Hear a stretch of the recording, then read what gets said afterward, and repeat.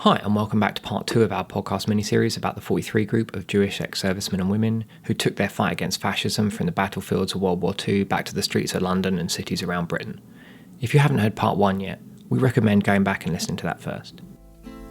Alla mattina,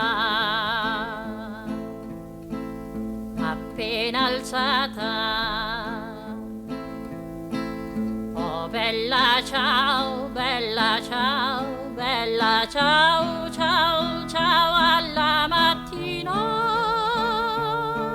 Where we left off last time, after a successful street fight against a group of fascist speakers, 43 people met in London, mostly Jewish and mostly ex-servicemen and women, and they set up a formal organisation to fight the re-emerging fascist movement by any means necessary. Daniel Sonabend, author of We Fight Fascists, the 43 group and their forgotten battle for post-war Britain, explains more about the group and their strategy. The 43 group's aims and objectives, as given in one of their early pamphlets, were as follows. 1. To advocate the immediate passing of legislation to make fascist and anti-Semitic organisations illegal. 2. To combat actively all fascist and anti-Semitic organisations by A. opposing their activities and B. publicly exposing them. 3. To awaken and unite all sections of the public against the menace of fascism. 4. To develop an organisation capable of communal defence. And 5. To work and cooperate with all the other bodies combating fascism and anti-Semitism. Basically, for the 43 group, the idea was defeat the fascists at all costs, no matter the method. The most important thing was to knock the fascists off the streets. If possible, to get the government to ban them outright, although that was never going to happen, but certainly to smash the fascists off the streets and get them to crawl back into the holes they came from. And to let it be known, and this was why it was very important for the 43 group to identify as Jewish, that the Jewish community was not going to take anti-Semitic provocation lying down. These were Jewish men and some women who had fought for their country. They had grown up in tough environments. They'd dealt with anti-Semitism from the moment they entered the school gates. They had dealt with Mosley's East End campaign. These were tough Jews. These were not Jews that were going to lay down and take the beating anymore. They were revolting against the stereotype of the weak Jewish tailor and moneylender. These were boxers and wrestlers and martial artists. These were fighters. These were people who were a new generation of what it was to be Jewish, and these were not easy targets. And they were determined to show that. However, in very much leaning into the Jewish identity of the 43 group, the organisation realised that although it needed to identify as Jewish, it could not be exclusive in any way. Membership was open to all. Whether you're a man or woman, no matter what your religion, all were welcome, no matter what your race, your creed, all were welcome, and no matter what your politics, all were welcome. So long as you're against fascism, you're welcome, which meant that the 43 group contained within it conservatives, liberals, socialists, and communists. It contained Zionists and anti-Zionists, and it was welcome to all. So long as you were aware and appalled by the existence of fascism and believed it needed to be defeated, you're welcome within the 43 group. Because it was a Jewish organisation with a membership with very diverging politics, one of its chairmen, a man called Geoffrey Bernard, imposed a rule which basically declared that nobody was allowed to discuss politics. Because if you have a bunch of Jews arguing about politics, you're not going to have a functioning organisation. So the 43 group said, no political discussion is allowed, everybody's welcome, please don't argue about politics, we're all on the same side, we're all against fascism. Similarly, the group was very willing and open to work with any organisation that was opposed to fascism, which meant it had an informal alliance with the communists and the Communist Party and other sort of communist organisations working in Britain. And because, especially in the summer of 1947, the communists were very much fighting against fascism, the 43 group very much saw them as allies. However, the 43 group was also constantly being identified as communists themselves, by the police and by the press, and this was something they were to dispute and to make clear that they were not communists. And they frequently stated in their sort of publications, we are not affiliated with any political organisation, we do not take money from any political organisation. We are our own beast. We are anti-fascist, and anti-fascism is for everybody. It does not matter who you are or what you believe in. This new attitude of militancy appealed to lots of young Jewish people, like hairdresser's apprentice Vidal Sassoon and his friend Jules Konopinski, who was at that time a teenage refugee from the Holocaust, living and working in London's working-class East End, which was a key area which was targeted by fascist organising. I, for one, thought it's about time, because having been as a child living in Germany, and then even in Poland, which wasn't was also anti-Semitic, I learned the idea, and I felt the idea was this time, I'm not going to turn my back. I'm not going to not meet people in the eyesight. I'm not going to give up. I'm not going to back down. When confronted, I stand up. Or, more important, when it looked like I might be confronted, I'll step in first. Because if I get in first, I may get a good hiding. But at least I've done the right thing of giving somebody else a good hiding as well. And then other people, I suppose, had the same idea. And they decided that if we can't get the authorities to do it legally, if the police won't act, if our Jewish organizations that we depend upon won't give the okay for us to do anything, then we'll have to become a vigilante. In the sense, it was never known as vigilante. It wasn't set up for that reason. It was started off to counter their verbalism, their public meetings, and to counter their book clubs, and to counter their documentary distribution. And that's how it started. But then, it quickly snowballs, just like everything else. And then we ended up as an organization of people of all ages, of all religions, of all religious creeds, of all colors. And we decided that the time has come to take the battle to the enemy. Don't wait to be attacked.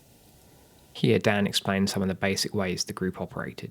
The 43 Group was primarily a street-based organisation. The majority of its activity included turning out at fascist street meetings all around London, and at first at least, heckling and barracking and making sure that the speaker could not get their message across. In the summer of 1947, the group came to realise that this was not necessarily the most effective approach, and really leaning into the physical violence that they had been exploring, thinking about from the outset was very much needed.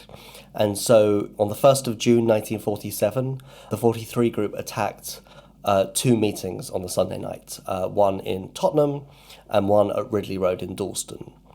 And these two attacks began a summer of quite considerable violent clashes between the 43 Group and Ham's British League in East London, and to a slightly lesser extent Burgess's Union of British Freedom in West London. One of the 43 Group's most effective tactics was what was called the Flying Wedge, where some of its larger members come together in like an arrowhead rugby scrum, and they'd sort of charge through the crowd, pass easily through the crowd, smash through any cordons of stewards or policemen and smash the speaker off their platform. In those days, the police were obliged under the Public Order Act to close any meetings if a disturbance of the peace was caused, and a very clear disturbance of the peace was the fascists being smashed off their platform. So this was seen as the most effective way of ending a fascist meeting as quickly as possible. It wasn't the group's only approach. They never had a one-size-fits-all approach, and they were always experimenting with different tactics. Sometimes they'd start fights in the crowd with fascists. Sometimes they start fights in the crowd with each other to just to cause a disruption. Sometimes they would let off fireworks or flares or other things to sort of cause chaos in the crowds. At first, fascist crowds didn't really exceed more than a few hundred in some of its most popular spots. But around Ridley Road in Dalston in East London, in August and September 1947, crowds began to get into the thousands, peaking around 10,000. This was originally kicked off when an anti-fascist journalist called Frederick Mullally challenged Ham in the pages of the Sunday Pictorial, which was the forerunner to the Sunday Mirror. And he basically said, I'm coming down to Ridley Road, Ham, to take your platform. You dish it out, let's see if you can take it. And as a result of that column, thousands of people came down to sort of watch what would ensue, and that kicked off 10 weeks of violence in which many different organisations were present, including on the fascist side there was a league, but on the anti-fascist side there were various trade unions, communist organisations, the National Council for Civil Liberties, and of course the 43 Group, who were far and away the most violent of the anti-fascist protesters. And for 10 Sundays in a row there were these huge clashes which turned into sort of basically riots every Sunday at Ridley Road in Dalston. This was the epicentre of the conflict, but fights were happening all over the city. The fights were primarily in London, but there were conflicts elsewhere. And on a given day, a group of sort of the 43 Group's most effective members might go to 3 or 4 fascist meetings in a day to sort of turn over their platforms and cause as much chaos as possible. But the 43 Group was not just a street fighting organisation. It also had a newspaper called On Guard. On Guard was not, although it was published by the 43 Group, it did not present itself as a 43 Group paper. Instead, it presented itself and was very much an anti-fascist paper. It reported on fascist activities in the UK and around Europe and the world, but it also dealt with all issues to do with racism and prejudice, reporting on lynchings in America, apartheid in South Africa, and this very much exemplified the 43 Group's philosophy that the fight against fascism was a fight against prejudice, and that was a fight for sort of all minorities and anyone who might be targeted. And they frequently had black writers writing about the struggle of black people in Britain, and sort of other sort of writers as well who sort of were writing about the struggles of their people. So it very much wasn't just talking about the Jewish struggle. It was, understanding that the struggle against fascism was a sort of a communal struggle. As well as On Guard, the 43 Group had a very effective surveillance and intelligence section. They would send members to spy on fascists by sort of standing outside a fascist house or following a fascist car, or tailing a sort of a high-ranking fascist to find out what they were up to, who was meeting who, what was going on. But they also very successfully infiltrated either non-Jews or Jewish people who didn't look Jewish into fascist organisations, and were able to extract and either publish it On Guard or pass on to the government some very interesting and very sensitive information about what the fascists were up to, and were able to sort of publish and spoil many of the fascist plans because of the effectiveness of their spies and their sort of intelligence organisation. The 43 Group was careful and took various precautions before taking any action, which are all pretty much still relevant today. It was done in a very clever way. You have to have information to act. You have to have people to act on the information you get. And you have to have the background people who can disseminate the information and also have the legal representation available. Nobody ever went out without somebody knowing where they were. Nobody ever went out without a lawyer being briefed in advance, or a doctor being available. That should that person need representation, even before you arrive at the police station under arrest. Somebody is warned to go and see them. We've always taught, say nothing, don't say anything, just keep quiet, don't carry weapons. Who am I to talk? Don't do anything which would bring what we were doing into disrepute, because we weren't disreputable.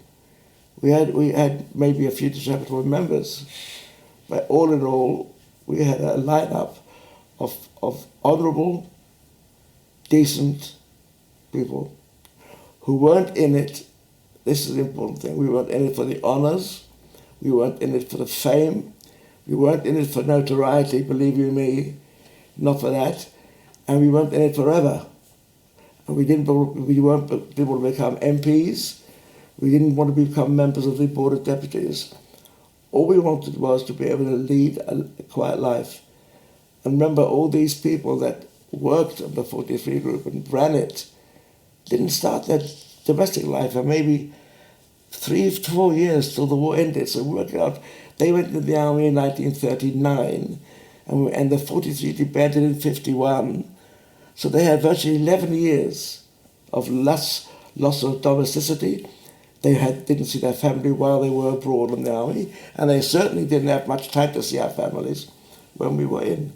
Because unfortunately, when it first began, it was a full-time job, not a job. Job means entailing being paid. It was a full-time occupation, and we were available 24 hours a day to support each other. Because police protected all of the fascist meetings, the 43 group had to contend with them as well and switch up their tactics. The pattern from the very beginning was we realised that there's only one way to stop the speaker was to get her off the platform. And in those days, the platform was a ladder or a wooden stand, and that was successful. Wasn't so hard to overturn those, and you had to organise a way of getting a wedge of people through.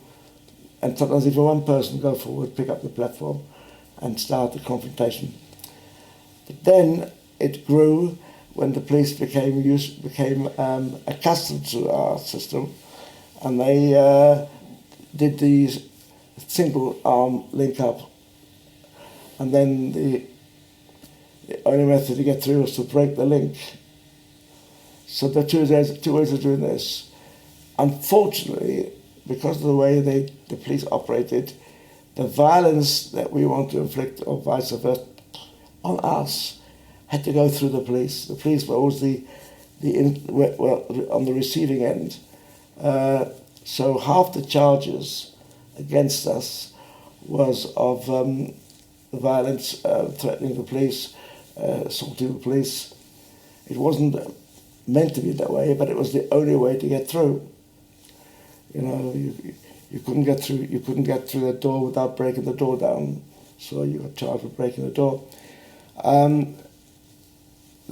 Then, of course, the police became cleverer, and they used double rows, and they linked the arms differently. They caused so that you couldn't get through.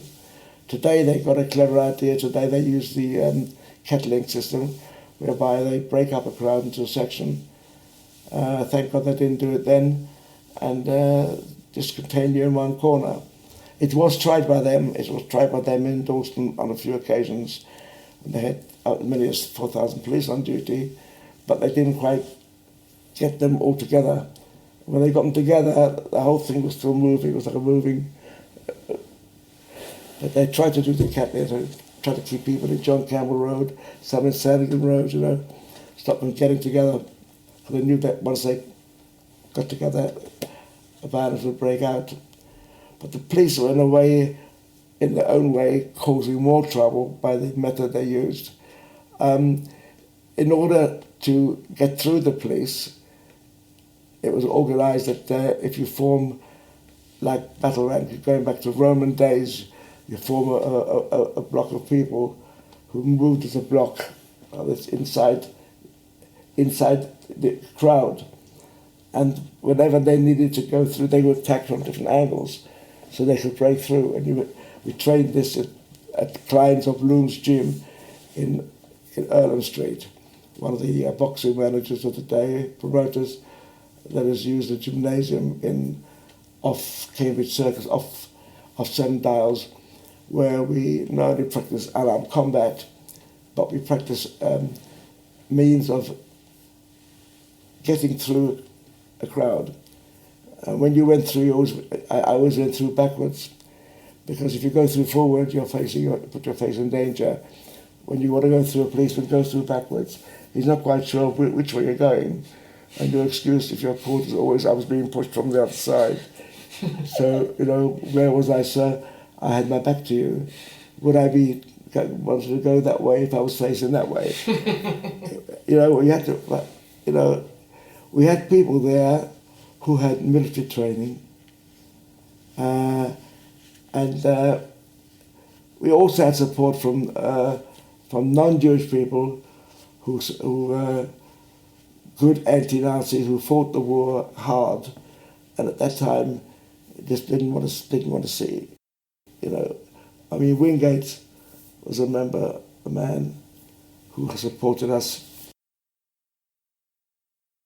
While the 43 group may have technically had rules against using weapons, this wasn't really workable all the time, especially as their opponents observed no such niceties.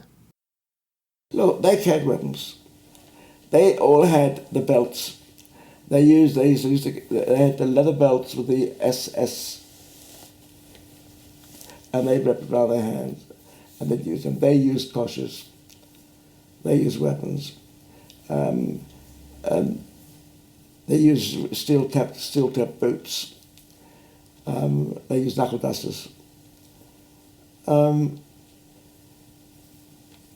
it this way: if there was a big row and a battle ensued, and I mean a battle, I can remember one battle that lasted in Bulls Pond Road. It went on for quite a while, and it was unattended by the police by Mr. Bean, May 48. It was battles. They lasted a long time and people were physically hurt. Nobody got killed by luck. Had somebody got killed, I'm sure that if it'd been one of ours, the comeback would have been equally as heavy, and vice versa. According to Vidal Sassoon, who later became a world-famous hairdresser, his weapon of choice was a pair of scissors, which he would have had a very good excuse for carrying. Jules told me that when 43 group members got arrested, they had a particular strategy for getting rid of their weapons upon arrival at the police station. Now, what we used to do is when we used to come into the police station, and we used to signal to each other, 1, 2, 3, and then scatter, throw anything we've got. So there'd be a knife, a gun, a knuckle duster, something flying around. They could never. I saw it, and they couldn't prove anything. But despite the sometimes pretty extreme violence on both sides, there were some unwritten rules of the conflict, which have pretty much persisted to this day in the fight between fascists and anti-fascists in Britain. But there was a code of ethics, even those days. They weren't out to kill us. I still say this. If they wanted to kill us, they could have gone out and caught simple Jewish people and just killed us. They could have caught me where I lived and killed me. I was never hiding. I was always know what I was, and I always lived in a quiet place where they could get me. I wasn't hiding. But we had a golden rule: you do not touch anybody on their doorstep, and you do not touch their family. And when they one day did attack one of our members, we went to their heavy in Wilmot Street, where he lived. He was a porter at London Hospital. Porter, they carted the dead people around or whatever, porter. And he was a very heavy, violent man from even before the war. And they knocked on his door. I think it was Len Sherman and Johnny Wim and Jeff Byrne. I went inside and told him, you couldn't have done that. You should have taken a man and beaten him up on his doorstep. And in order to reinforce their threats, they emptied the coal from the fireplace of the coke, placed it upon it and said, don't do it again. And they never ever attacked us privately. So there was some sort of rule of war. Otherwise people would have got killed. Otherwise people would have got badly killed. Well, it didn't happen. They were there, I think, after the war. They were there to enhance their political belief.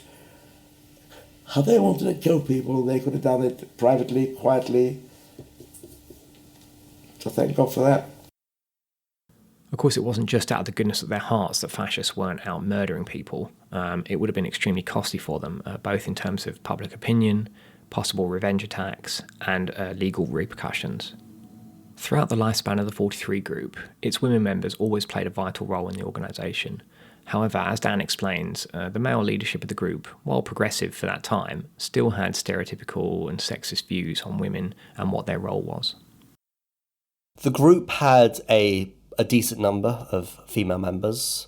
They were certainly in a minority, but it's probably a fairly sizable minority. The group saw the best way for female members to get involved was as secretaries. This was not seen as a put down in any way. The group had at its headquarters had a secretarial pool, which was very much seen as the nerve centre of the group, pivotal for mobilising the membership, for making sure that people were sort of where they needed to be, and for really being the sort of the nerve centre and the organisational hub of the group. And they saw that this was the best way for women to contribute towards the sort of the group's effective operation. Of course, many women did not necessarily agree that just being a secretary was all they could do, and there were plenty of secretaries, or a couple of the secretaries often went down to Ridley Road to get involved in the fighting, and there were a few female members who were sort of as notorious as fighters as the men were, and often five times as violent. Particularly infamous was a woman called Julie Slogan, who was once said to me that at first they thought they had to protect her from the fascists, then they realised they had to protect the fascists from her. As well as street fighting and in secretarial positions, women were often used for surveillance operations to keep watch on a house or a fascist. They'd normally send a male member and a female member to sort of spy together. Some of the group's most effective spies were women, and also the paper On Guard was a great way for women to get involved, and some of its most vitriolic writers were women, in particular a woman called Judith Michaels. The 43 group seems to be existing in an interesting proto-feminist moment when it wants to make sure that women have great roles and great responsibility. And of course, many of these women had sort of served in the ATS or the Wrens or other sort of female auxiliaries during the army and wanted to obviously play a similar role in the 43 group. But there was still this assumption that the place for women was not on the battlefield because they probably just didn't want the women to get hurt. But as I said, many women disagree with that and often found themselves in the middle of the fighting, often fighting with fascist women. At the time, homophobia in Britain was extremely widespread, and homosexuality was criminalised. Most famously, computer scientist Alan Turing, who played a key role in helping the Allies win the war, was chemically castrated in 1952 and driven to suicide after a conviction for having a same-sex relationship. So most LGBTQ people were very much in the closet. However, at least one member of the 43 group was openly gay. One of the group's most interesting and effective members was a man called Harold Bidney. Harold Bidney was he was a warrant officer in Burma. He was a short little man, probably no more than like 5'3" or 5'4".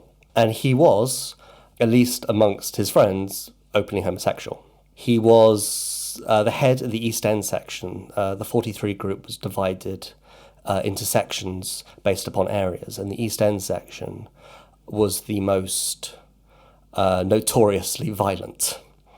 It was full of these young, tough lads, many of whom had missed out on the fighting, and they were really wanted to sort of get their teeth into the fascists, and Harold Bidney sort of ran that section. He was also one of the 43 group's most effective intelligence operatives. I met another one of the heads of intelligence who said, I don't know how he did it, I don't know how he got information out of the fascists, but he just seemed to have a way of walking into a place and just coming out knowing things. They just talked to him for some reason. I mean, there was a sense that maybe because he was gay and had a very good sense of the... He was a lowlife. He was a spiv. He was a wheeler dealer. He famously sold nylons bought from American soldiers at the back of a pub. He probably just knew a lot of things about a lot of people and was very good at extracting information from them. And he turns up in the arrest record more than possibly anybody else. The fascists hated him so much. There's one time when a fascist, Bidney, heckles him in a meeting and goes, if there's anybody over here who could arrest that Jew, Bidney. And there's another time when there was a fight on a train between the 43 group and the fascists. The fascists had no idea who was involved in the fight, so they just said Bidney was there and he was somewhere completely different. But any chance they tried to get him, they would. He sort of pops up everywhere, and I think he's a sort of wonderfully sort of mad character who is just also so sort of, I don't know if necessarily brave, but sort of brazen in who he was, that being sort of very quite openly homosexual in a time when nobody was made him a very sort of interesting character. While Dan's not aware of any people of colour who were official members of the 43 group, black British people and others were involved in its newspaper, On Guard. It did have writing for On Guard, a Dr. Joseph Mitchell, who was the head of the League of Coloured People, and On Guard covered when the African-American actress Hilda Sims was not allowed to stay in a London hotel. The 43 group covered that, and they also featured an article with Paul Robeson, the African-American singer and civil rights activist. I don't know whether there were sort of black members, but the group was very much interested in sort of the black struggle. The class background of 43 group members was mixed, but the biggest section were working class people from London's East End. The majority of the group, especially the large majority of its members, were coming from the East End of London, which was mostly Polish and Russian Jews. Also, these were mostly working class Jews and sort of quite socialist Jews. There was a strong socialist and communist contingent within the group, but also they had also had plenty of members from Central London and West London who would be more middle class, and they've had some fairly wealthy members as well. I think if there was a way to identify that these Jews identified themselves, it was as this generation of fighting Jews. Identified themselves very strongly with the Warsaw Ghetto Uprising, identified themselves with the Haganah and the other sort of, and the Yeshuv and the Jews fighting in Palestine. And they would very much see themselves as a new generation of Jews who stand up and fight, a generation of Jews who knows what happens with the Holocaust, what happens when you don't fight, you don't just cower anymore. So I think that was the way they wanted to identify themselves as Jews, that this is the new type of Jew. The Haganah Dan referenced then was another Jewish paramilitary group in Palestine, which the Irgun, which we mentioned last episode, split from, and which later formed the core of the Israeli military, known as the Israeli Defense Force, or IDF. Numerous members of the 43 group, including Jules and Vidal Sassoon, driven by anger that the British government was turning away boats full of Holocaust survivors, also travelled to Palestine in 1948 to fight. We talk more about that and the impact it had on the Palestinians who already lived there in our episodes 17 and 18. That's all we have time for today. Next episode is the final part of this mini-series, where we talk about some of the characters who were involved in the group. We also learn more about how the Jewish community reacted to it, the attitudes of the police, and we look at some of the legal cases which came up for the 43 group members. Finally, we assess the legacy of the group and look at lessons we can apply today. Our Patreon supporters can listen to that now. For everyone else, it will be out next week. Relevant levels of our patrons can also get 2 additional bonus episodes. In the bonus episode attached to part 1, we learn more about Jules' early life and his escape from Nazi-occupied Europe. In the bonus episode attached to part 3, we learn about the renewed fight against Oswald Mosley in the 1960s by people including Jules and other veterans of the 43 group. You too can support us on Patreon at patreon.com/workingclasshistory, link in the show notes. Patrons get other benefits as well, like discounted books and merch. So for example, our patrons can get 10% off Daniel's book about the 43 group. Links to that in the show notes as well. If you can't spare the cash, that's completely fine. Please just give us a 5-star review on Apple Podcasts or your favourite podcast app and tell your friends about us. To everyone who supports us already, thank you so much for enabling us to spend time making this podcast. It really means a lot. Thanks also to Dischi del Sole for our theme tune. Links to buy and stream that in the show notes as well. Cheers and catch you next time.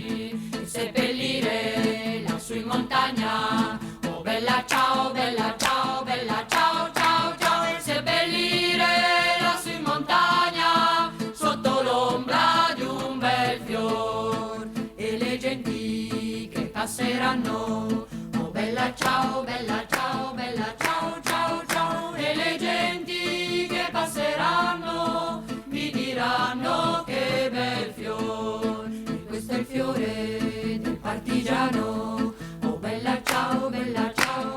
ciao, ciao.